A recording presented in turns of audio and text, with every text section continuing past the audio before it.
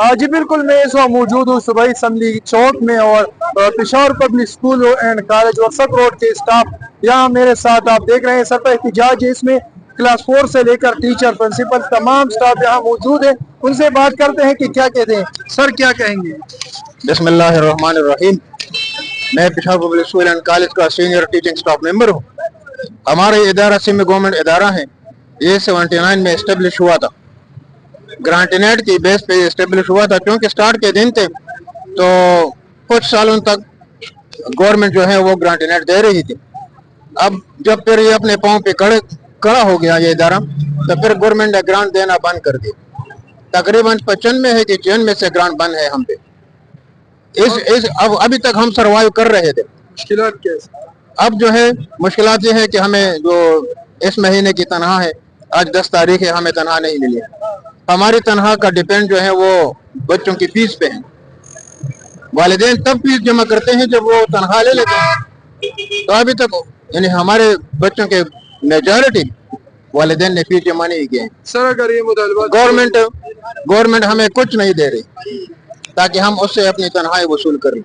ग्रांटनेट बंद है।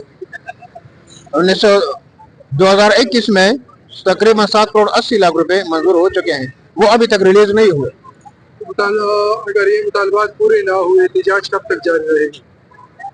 इंशाल्लाह आज जो है फोरम पे, असेंबली के फोरम पे हमारे कुछ बंदे गए हैं और जो अपोजिशन MPs हैं, जलाल साहब और तारिक अमान साहब, उन्होंने हमसे प्रॉमिस किया है कि हम आपकी इशू को असेंबली के फोरम पे उठाएंगे। हमारे साथ गर्ल्स वाइस प्रिंसिपल मौजूद है, फरजाना शाहीन साहिबा, उससे बात करते हैं। मैडम क्या मुश्किलात है, क्या कहेंगी? सबसे बड़ा मुश्किल तो बेसिक राइट नहीं मिल रही, सैलरी तनख्वाह नहीं मिल रही। 10 तारीख हो गए और जहाँ पे भी जाते कहते हमारी भी तनख्वाह लेट होती है, लेकिन श्योरिटी उनके पास है कि इनको मिलेगी। हमारे पास ये श्योरिटी नहीं है कि हमें मिलेगी, क्योंकि हमारे पास तो फीसें हैं नहीं।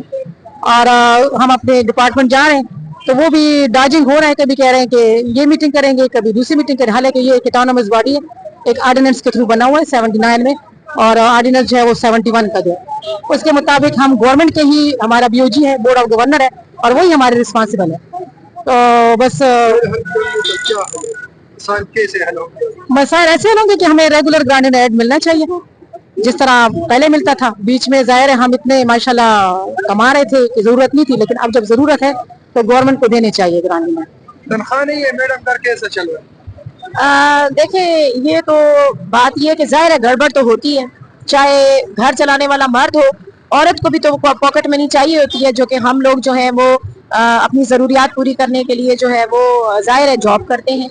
तो ये एक नेसेसिटी है आजकल की, और इतनी महंगाई है कि जब तक दोनों अफराद घर के मियाँ बीवी ना कमाए गुजारा नहीं चलता।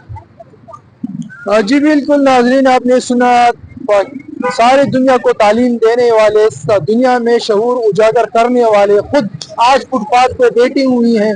असातिज़ा कराम आए हुए हैं, फुटपाथ पे हैं, सड़कों पर निकले हुए हैं, सर पर एहतजाज है। तो आप खुद सोचे कि ये हुकूमत इन लोगों की और हुकूमत चलाने की और पाकिस्तान के मुस्तक़बिल बनाने में कितने सिंसियर हैं। अगर असातिज़ा कराम का यही हल रहा तो हमारे पाकिस्तान का क्या बनेगा? जी